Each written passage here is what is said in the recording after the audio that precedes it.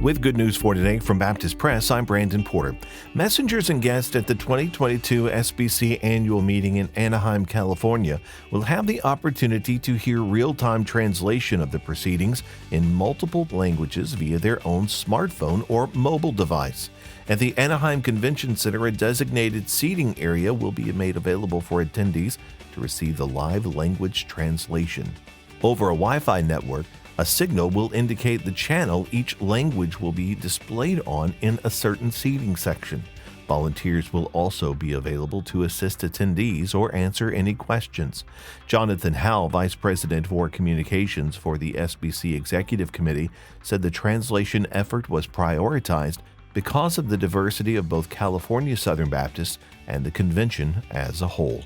The gunman who killed 50 people at a Catholic church in southwestern Nigeria opened fire on worshipers both inside and outside the building in a coordinated attack before escaping the scene, authorities and witnesses said earlier this week. Although Nigerian security forces have not yet identified who carried out Sunday's attack on the St. Francis Church in the town of Owa in the relatively peaceful Ondo state, analysts suggest they came from elsewhere in the West African nation, which is plagued by violence from various armed groups, kidnappers, and extremists. No one has claimed responsibility for the church killings, in which children were among the dead, and the gunman detonated some kind of explosive device. Scores of people were wounded, although an exact number was not released by overwhelmed hospital workers. Good News for Today is made possible through our friends at the Voice of the Martyrs, a nonprofit organization that serves persecuted Christians around the world. Founded in 1967 by Richard and Sabina Wurmbrand, VOM is dedicated to inspiring believers to deepen their commitment to Christ and to fulfill His Great Commission, no matter the cost. Find out more and sign up for their free monthly magazine at vom.org/good news.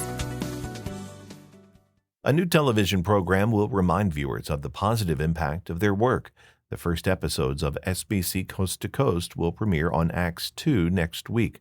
Southern Baptists need some reminders of the good that is being done and the lives that are being changed every day, said John Graham, creator of Acts 2 and a member of the research and development team of the Georgia Baptist Mission Board.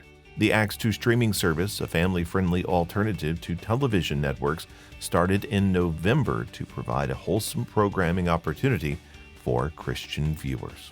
You can find the full story at our website, baptistpress.com.